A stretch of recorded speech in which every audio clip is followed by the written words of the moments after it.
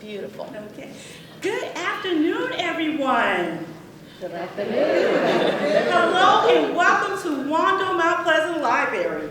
My name is Maya Hollingshed and I am the circulation manager here at the Wando Mt Library. Today I am happy to welcome Charleston author Victoria Benton Frank, who will talk about her debut novel, My Magnolia Summer. Have any of y'all read the book already? Oh, a good number of y'all have read it. Awesome. Victoria was born in New York City, raised in Montclair, New Jersey, but considers herself to have dual residency in the Low Country. She is a graduate of the College of Charleston and the French Culinary Institute. Victoria worked in restaurants in New York before returning to Charleston. My Magnolia Summer was released June 6th by William Monroe, an imprint of HarperCollins, and she lives in Johns Island with her husband, 2 kids, and dog. Welcome, Victoria Benton Frank. Thank you.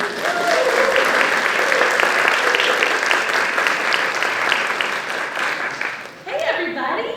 Hi. Oh my gosh, I have a microphone. So exciting. I'm always so surprised to see all these people to come see my silly butt talk, but thank you for taking time out of the day to free air conditioning, right? That's kind of nice. It's hot as hell. It's so hot. I straightened my hair for y'all. I think it's going to fight me. Anyway, before I started reading, which I'm just going to read a little bit because I don't want to bore you to tears, I'm going to talk a little bit about why I became an author, because people always ask me that. And then I hope after we do our questions that we'll have a real fun, spirited Q&A where you guys can ask me anything you want, except for about financial advice, because my father's in the audience. He can tell you I cannot help you on that topic.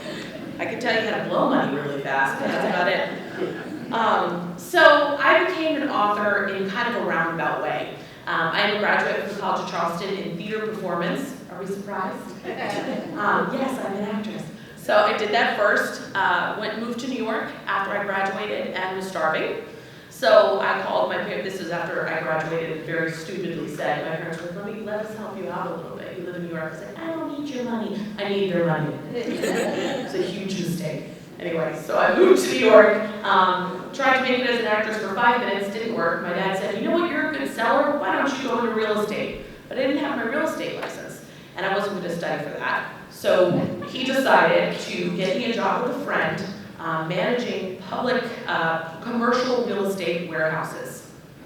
Sounded about as exciting as it was. Very cold, it was January. I had all this personality in a box. Couldn't do anything, had to be my little dress with my stockings, like, welcome people, look at this weird, really gorgeous warehouse. It was awful. I cried every day. Every single day I would have crying times, so I would turn on the television and I would watch a show, and then the commercials would happen and I would sob, and then the show would come back on and I'd stop crying. I mean, it was that pathetic. I remember walking home from work one day and it was so cold my tears were freezing to my face, and I was plucking them off and it hurt, and I started laughing. I was like, this is ridiculous, like something's gotta give. So I called my mom, which I did for anything, and she said, okay, well, Victoria, what do you really want to do? And what I really wanted to do was be a chef. So I went to culinary school. That didn't work out either, but I got a husband out of it. He's back there, so that worked out pretty well.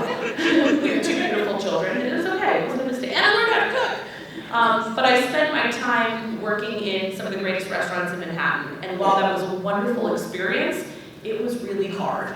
That was working $8 an hour, 90 hours a week with no health insurance or overtime in a basement with no windows. Not so good for the mental health, and I was starving again. So my husband and I looked at each other and we said, we don't even see each other, let's move to Connecticut. He's like, my parents have a restaurant. Does anyone know my in-laws? Great, so I can tell the truth. That was a freaking disaster. That lasted 7.5 months, I think, before I started losing my mind. And he's the firstborn child in an Italian immigrant family. If my mother-in-law could wrap him in swaddling clothing and lay him in a manger, she would. And I couldn't take it for one more second. I looked at him and I said, listen, I love you, I know you're not gonna leave with me, but I gotta go home. He was like, to New Jersey? And I was like, how dare you? To Charleston. So we packed our bags, my bags, and he said, okay, I'm coming with, just break the lease. I was shocked. But he did. He moved We got married several years later down in Charleston. I was working as a chef instructor at a place called Charleston Cooks. Do you all remember that place on East Bay? It was awesome. It was the coolest job I ever had. I wound up running the place. But then it, was sold to the Halls Company, and they didn't want to run it anyway. So I was out a job again. And I asked my mom what I should do. She said, you're pretty funny. I think you could write a book. And I was like, all right, Madonna, tell your daughter you could write a song. That's not going to work out for me. Those are some big manila blocks to fill. I don't think I can do it. She said, do it. I think you should try. So I got a job at Anthropologie, and I was a personal shopper. I loved that. I was making them like $10,000 a day. I was making like $12 an hour. But I started writing in secret. And I really liked it. And I thought it was okay, but I wasn't really ready to show it to anyone. And does everyone know who my mom is? Yeah, right. It's okay, by the way. We can talk about her. It's fine. People are like, oh, we want this to be your moment. It's her moment too. Believe me, she's with us. I'm wearing her bracelet. She's here. And I wouldn't be where I was without her, physically and also in my writing life. So it's totally okay to talk about Dot. In fact, I hope we do. But anyway, so if you know who she was, you know how she was. I brought my laptop over for dinner one night, and I left it open as I went to the bathroom. I came out, and my mom was over my laptop sobbing. And my first thought was that my Facebook was open. And it wasn't, thank God. And I looked at her and I said, what are you doing? And she said, Victoria, if you don't become a writer, you're an idiot. And I was like, Mom, you're my mother. You think everything I do is wonderful. And I know that's true because I have 2 kids and I think everything they do is wonderful and they're brilliant, geniuses, they're not. They are, Anyway, I didn't believe her, and she said, fine, and I'm gonna steal the story and write it myself because it's so good. And I was like, okay, fine. so it was on. I started to write a little bit more, less in secret, but I wasn't showing it to anyone, I wasn't doing anything. And it took me a couple of years. I got married, I had 2 children, then my mom passed away, and then we had COVID, you might have heard of that, y'all know about it. So there's a few disruptions, but once I finished it, my mom's dying words to me were, finish your effing book. Not kidding, but she didn't say effing, because you know my mom, colorful language.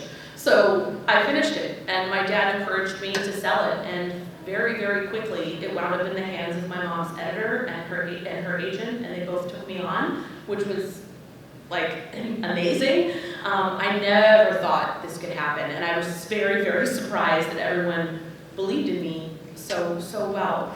And then it got published, and then I held the book in my hands, and then I went on tour, and I've been on tour for about a month and a half now, and I'm seeing and talking to people who know my book, and they like it. And it's the most encouraging, wonderful dream come true. I am in love with this process. I love being a writer. I love telling stories. I'm working on the 2nd book, and here I am. And so I'm so grateful for the opportunity, and so thank you so much for buying the book, for thinking about me, for reading it, for loving it, for sharing it.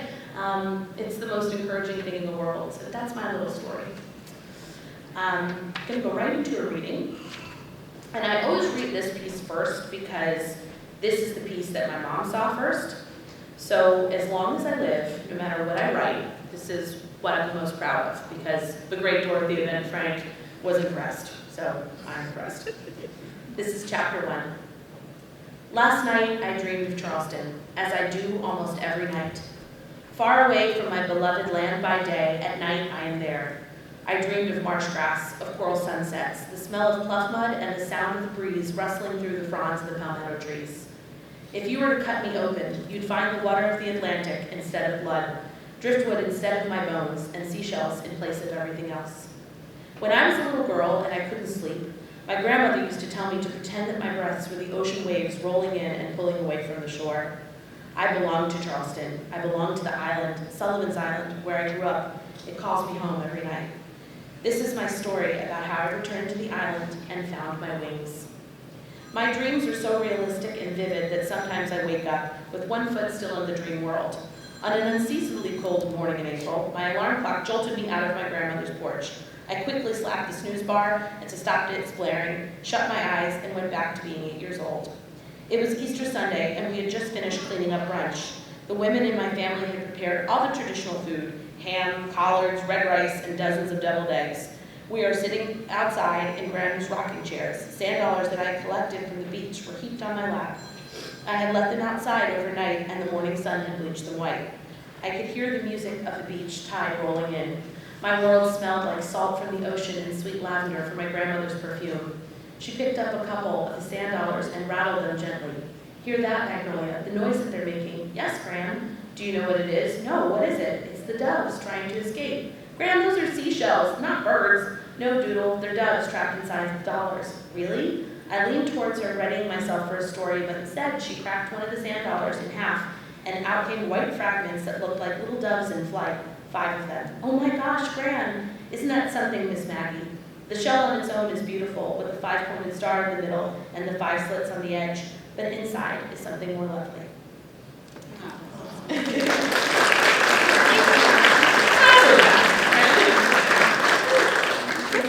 Sure. And I believe I'll take that mic right there. Sure, excuse me. I'm recovering from a summer head cold. Nothing's worse. I always take my shoes off too. It makes me feel more at home. I got a pedicure. It's okay. Okay. Again, welcome. Thank you. Thanks for having me. No problem. We're so excited that we're waiting for this day for a while. And I remember when I saw that your book was coming out, I'm like, oh my God, I have to get her, because I was trying to get her and a couple others when Reunion Summer came out that was like 2 years ago. Yeah. And it went. Yeah. It couldn't. Yeah, part of it was, and then they were asking me how many books we're going to sell. I'm like, I'm at a library. We don't necessarily sell books. But we are selling books today. Yes, we are selling books today, Turning Page Bookshop. And it's a 2-book minimum. One for each one of my children that like Disney World. So. Yes, but Linda, when I first told her this ideal, like probably back earlier in the year, she was like, I'll go along with you. She hears a lot of my crazy ideals sometimes. So thank you, Belinda. Thank you. Yes. So my first question is about my Magnolia Summer is, did you plan to go in your mother's footsteps or do a beach read book? Or like she said, she told you one of her last wishes was for you to finish the book. I think every first book is autobiographical on some level, and I am Southern, I'm from Charleston, and so I am from New York, but I say y'all and schlep, both are organic. So I think it's normal for me to write beach books because that's where my head is and that's what I dream about, and I'm my mother's daughter, so that's what it wasn't really, I never set out to intentionally write a beach read, I just wanted to write a book that I wanted to read. So I didn't go to school for English, so I graduated from the Dodd-Frank School of Writing, and the #1 rule is tell the truth, and the second one is to write a book you want to read. And I wanted to read a book like Steel Magnolias or Fried Green Tomatoes or Yaya Sisterhood, and there was nothing really out there that was like that for my age. And then I also was really inspired by multi-generational characters, and I love resilient Southern women. So I wanted to put them in a house, and then I wanted a restaurant involved because that was my way of dealing with the breakup of me not being a chef anymore. So it turned into a beach read, and I'm so grateful for that. I mean, I love it. What an honor and a privilege to try to even attempt to carry on a legacy forged by my mother. So I'm happy.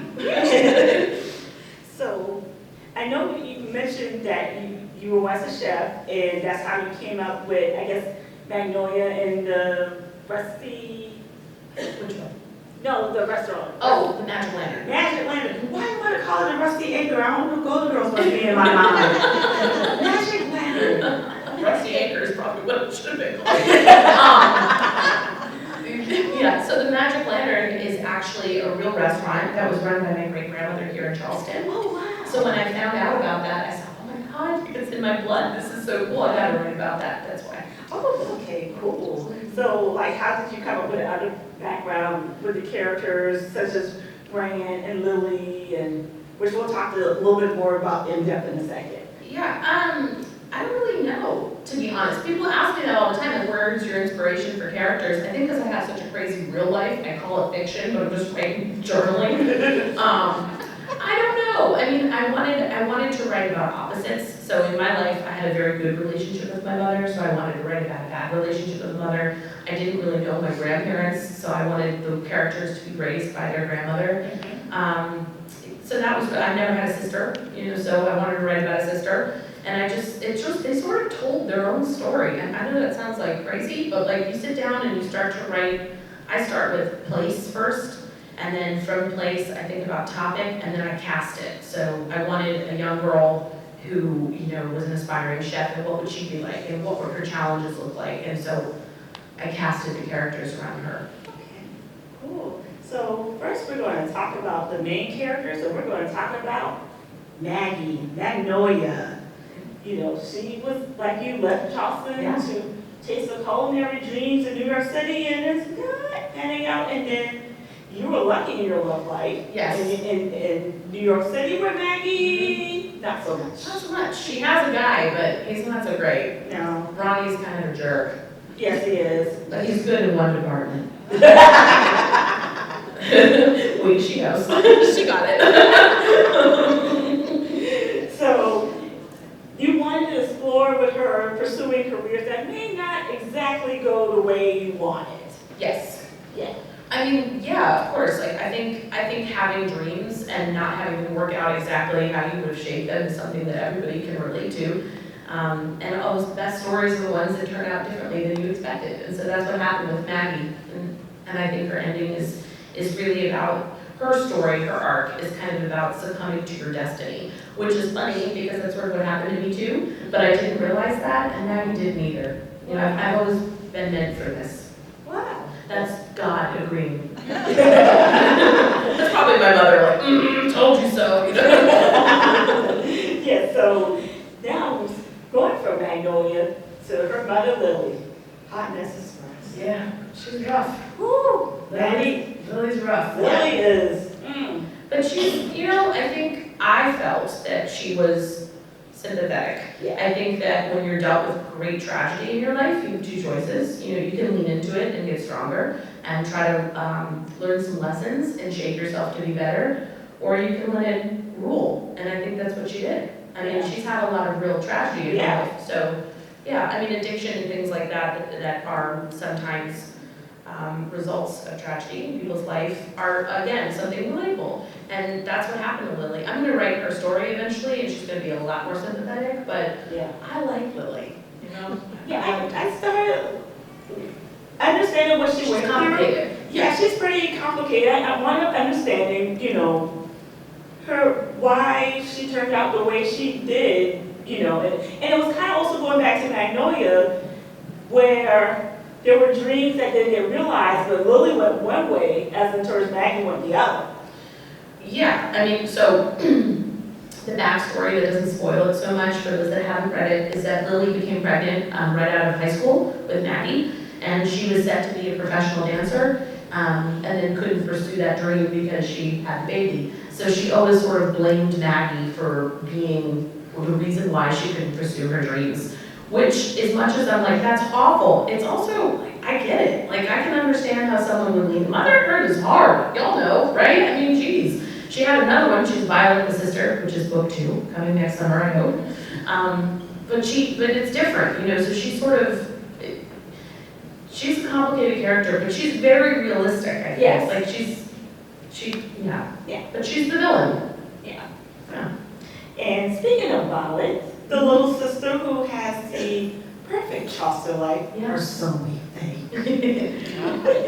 It turns upside down for sure. Oh yeah. Yeah, and it gets worse in the second book, so y'all buckle up. Yeah, it gets awful. She goes through it. But it's not something to read if it's just all sunny, right? She's gotta have some challenges. But I like Violet, and I like her even more. Her story in the second book, I can't talk about too much for those that haven't read the first, because it is a sequel. She does deal with some stuff that I've dealt with in my life as well, and I think she does it in a really interesting way. I love stories about women finding themselves at unexpected times. I think we have all these coming of age moments where we think, oh, we're 13, like it's Judy Blume. Well, I think we come of age a lot. I think growing up is not a linear experience. I think it's more like sometimes one step up, one step down, 6 step downs, And so I think Maggie found herself when she came down to Charleston, and I think Violet finds herself when she becomes, you'll find out in a second. Yeah. So, Yeah, we're not spoiling what happens to Violet. Right. Okay. Now, Graham. Yeah. Rose, Rose. Grand. And I know you said you wanted to explore the grandparent-grandchild relationship Yeah. in this. She's my like idol of a grandmother. I know people who have grandmas out there that are like Martha Stewart, that have like the ultimate lasagna and best chocolate chip cookies, and they know how to quilt, and they also know how to garden, and I thought that was so cool, and I loved those like homey, it made me feel safe and comfortable, because my grandmother, the one that I did know for a long time, lived in Detroit. She just passed away, she was 102. She lived in Detroit, and I lived in New Jersey and then here, so I really didn't have a lot of time with her like I would have wanted. And my other one passed away when I was like 7 or 8, so I never really knew her. She was the original Dorothea from South Carolina.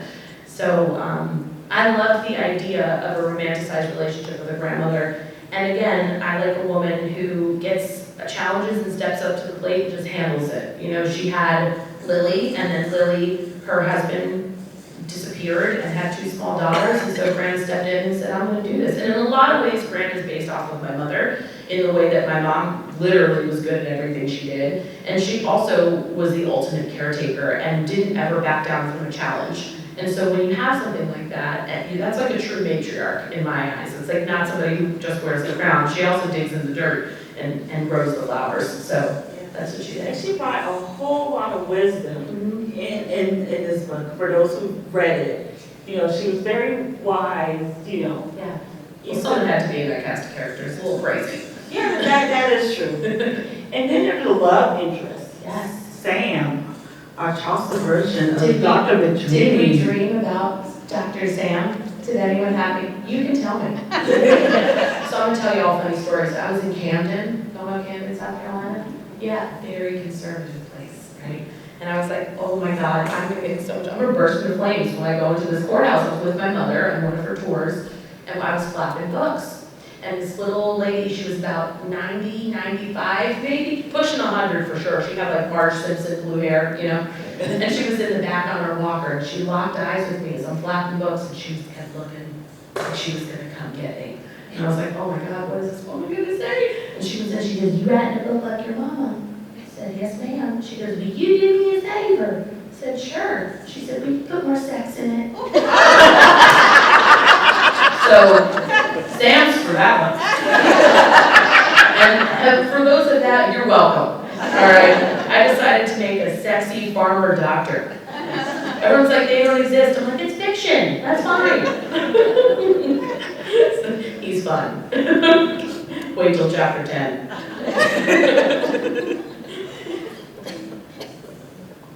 Yeah, that's the one in the farm. Okay. Yeah. And in the kitchen, and in the dunes. We're getting, yeah, my book's a little spicy. And then we have Chris, who Who's a jerk. yeah, But he comes around. He comes around. Book 2, we handle Chris. okay, Yeah. all right, good, yeah. But Chris is like the typical Southern boy who, like, follows in dad's footsteps and is, likes to hunt and go out on the boat and shoot, drink beer with the boys, but realizes he has to go be a lawyer and get his father's practice and that whole thing. And then that unravels. So, and then we have friendships. Jim and Alice are the ultimate ride or die. Yep. Mm-hmm. Alice is Rose Gran's best friend, and Jimmy is Maggie's best friend. And Jimmy is based on kind of a mix of a childhood best friend I had who was such a hoot. And then, I don't know if y'all ever watched True Blood? Y'all watch it? Yeah. So Lafayette, the character, I always thought he was so funny. And I love that he would always tell the truth, but in a funny way. And it's sort of like the archetype of the jester, right? It's always like someone who tells the truth in a joke, and you can't help but accept it because you're laughing through it instead of getting insulted. So that's where Jimmy comes from. And he is the character I think we all wish we had. Same with Alice. Alice is cool too. Yeah, and then, so the next question I have, we're going to talk about parent-child dynamics and sibling dynamics that you're seeing. I've got one back there and the other one back there, so. And a sibling. Okay, so let's go with the parent-child dynamics. Okay. But mostly in this case is mothers with Magnolia and Violet, with Lily, and then Lily with Gran, and so and then Gran is kind of more of a mom to Lily and Maggie than Lily is, and interesting, parent-child dynamics going on here. Well, I think when you're a mother, you don't parent anyone the same way. I have two children and they're parented entirely different. And I think how Rose parented Lily is not how she's parenting Maggie and Violet. And even Violet and Rose have different relationship than Rose and Maggie. Yeah. And then we have the sibling relationship between Maggie and Violet. It seemed like when Maggie was in New York, it got kind of splintered, but then it kind of came back together more as time went on.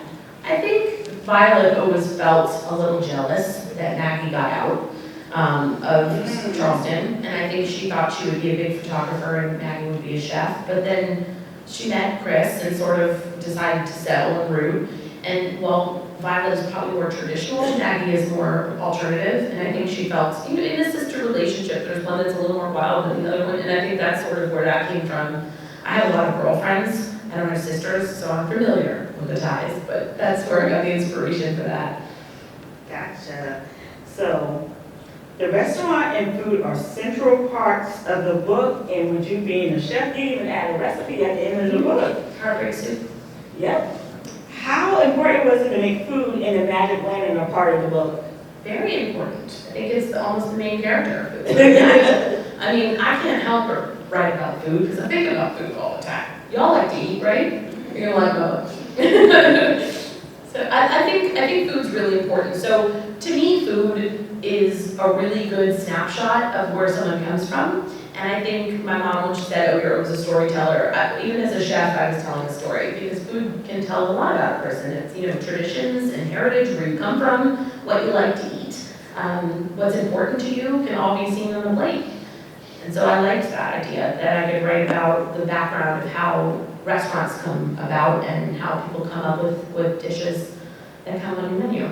Yeah, and then also the magic lantern also is like a character and go through some things in this book, and also there's some changes that happen. She goes through a glow up. Yeah. Yeah, pretty much. So she's actually like a main character in this book. Like she's also going through her own drama, even though she's not a person, she's a restaurant. She goes through her own drama. Yeah. I think when I decided to make it a series, I really wanted the main character to be the restaurant because all these women's lives sort of evolve around the restaurant.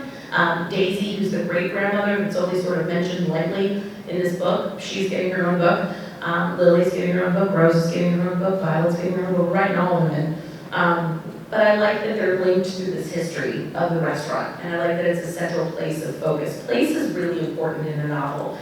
It's almost another character in itself setting. And when you're writing about the Low Country, it's so specific. It's not, people who write about the South, they all think it's the same. It's not the same. And the Low Country is really special. I mean, I know we're all Low Country ladies down here, so we understand. But there's nothing more frustrating than when you talk to somebody who's not from the South, and you say you're from the Low Country, and they assume things. I wanted to make sure that the Low Country setting was true and was real. And so to put a restaurant on Sullivan's Island that had been there forever, it had to kind of feel like Dunleavy's or Poe's, who's only been there for about 30 years, which is a short period of time in the South, but Dunleavy's has been there forever. We have all these new restaurants, and Sullivan's Island is changing so much. It's like Beverly Hills now, which I'll talk about more in book 2.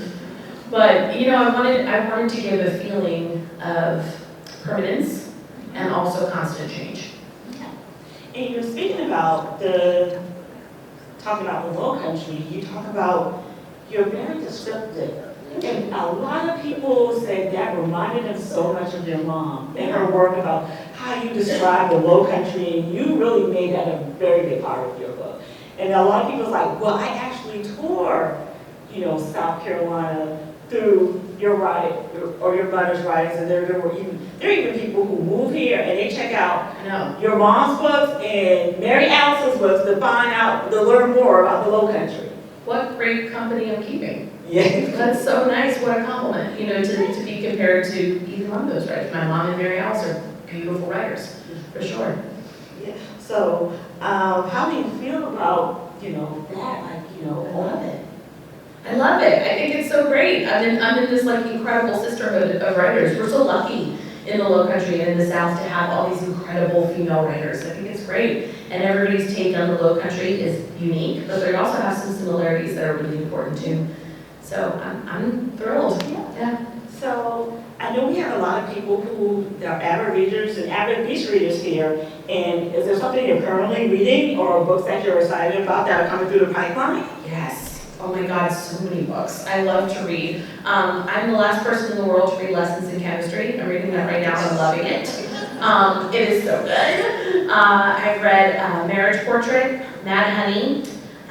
What else am I working on? Hula, which is a new book that was sort of under my radar, but it's really cool and y'all should all read it. It's about a woman who is from Hawaii, and in her culture, she was a hula dancer, and then she sold out and went to work at one of the resorts as a hula dancer, and her family's kind of shunned her. So it's really interesting to learn those traditions that I don't know a lot about, so it's really cool. And then I read very quickly, in about 2 days, The Midnight Library by Matt Haig. I'm obsessed with that book. Like, if I ever want to see a book made to film, it's that. It's so good. I'm so glad that book was written. Little Monsters, that just came out. I can't wait to read that. Alice Hoffman's new book, The Invisible Hour. I cannot wait. I love Alice Hoffman. I love everything she writes. And then what else is coming out that I can't wait? I don't know. I read everything. I read every single book I can. Yeah, so are there any other beach read authors, besides your mother's work, any other beach read All authors? of them. I love all of them. I love every single one of them. Mary Alice, I love. Ellen Hildebrand is a good friend of mine. She's done a lot for me. Her new book is, I haven't read it yet. I have to because I'm going through it with her in 2 weeks, so that would be really rude. So I gotta do that. So we're doing that. But I love her books. I love all of them. Mary Kay Andrews, all of them. Patty Callahan Henry, although she's not a beach read, I love her and I love her writing. And she's a friend of mine. And then my best friend, Adriana Trajani, who's not a beach read, but she's incredible. And she's my best friend, and I'm very lucky to have her in my life. So I love, The Good Left Undone was just, oh my God, so good. I love all, and I like to read things that aren't my category too. Like, I like to read a lot of thrillers, and I like to read biographies, and I'm reading a historical one right now called The Witches, which is by the author that I can't remember who wrote Cleopatra. She's brilliant. And also reading, I just finished Fourth Wing, which if you know, I'm so embarrassed to admit it, but it's so good. It's so good. She likes it. You know, I read it and I didn't know there was sex in it. And I'm listening to it while I'm driving across the country, and I'm like swerving in through the lanes. I mean, it is, woo! It has dragons in it, which is kind of cool, you know, it's different. She's different, but it's a good, they can't keep it in the stores. Like, everywhere I go, it's like, do you have a copy? Do you have a copy? And they're like, no, we don't have it, it's on order. I'm like, okay, well then I gotta read this book if it sells so well. I'm thinking it's like Game of Thrones, it's not like Game of Thrones. It was a shocker. It was great. My next question is regarding seems like your mom's fans have really embraced you. How does that feel? Like the biggest hug in the whole world. It's awesome. I'm so grateful for my mom's, I don't even say fans, readers, friends. Like, someone said to me, oh, I'm just a fan, I never knew your mom. I was like, there's no such thing as just a fan. I think everyone who's embraced me online, especially while I was writing this book, it was such a great encouragement to keep going. Writing is hard work, y'all. It's really tough, and it's a lot of sitting your butt in the chair and just going at it every day. You know, just be funny, be real, write from your heart, tell the truth. But some days you don't feel like writing. And so it was those messages on Facebook and on Instagram from her readers, like, keep going, congratulations, can't wait for your book. And it got me really excited, and I feel like I inherited an army of like grandmas and aunts and sisters and friends, and it's awesome. Yeah, it's great. I'm so grateful for it. Yeah, I see a lot of comments on, I know people say you're not supposed to look at Amazon and your reviews. I read them. I'm the alien, I have to. Yeah, I mean, a lot of people's like, oh my God, I'm so glad, and her mom would be so proud. And So nice. yeah, so I mean, almost like every review I've seen, detailed review has said that, oh, mom would be so proud. And like, oh, I love her writer's writing, I love hers. And it's so wonderful to see that. Yes, it is. It is. It's very encouraging. You know, my mom was such an amazing person. To think that I'm anything like her is wonderful, and to think that my writing is like her is like cherry on the sundae. Oh. It's an incredible vote of confidence. Yes. It's really nice, and it's very generous because I'm not as good of a writer as my mother, but I'm hoping to be one day. I'm trying. So, first part of the question is, how do you see yourself in the legacy of Low Country literary greats? And how do you think that fits into your mother's legacy? I don't know how to answer that question. I am just grateful to be included. You know, that's really it. I don't see myself as, I mean, in relation to my mother, sure, but I can't compare myself to other writers. I can't do it, but I'm really grateful to be at the table and to have my chance. Great, thank you so much. Thank you. This was a wonderful interview. Thank you so much. Okay, thank you to Belinda Miller and Ariel Satterfield at Turning Page Bookshop, Gretchen Cost at Tender Literary, and Jackie Lee, who brought us together. Yes, Jackie Lee, she's the best. Yes, at R2I2 Conference Center in Columbia, and my fellow CCPL co-workers. Thank you so much for this wonderful event. Thanks, y'all.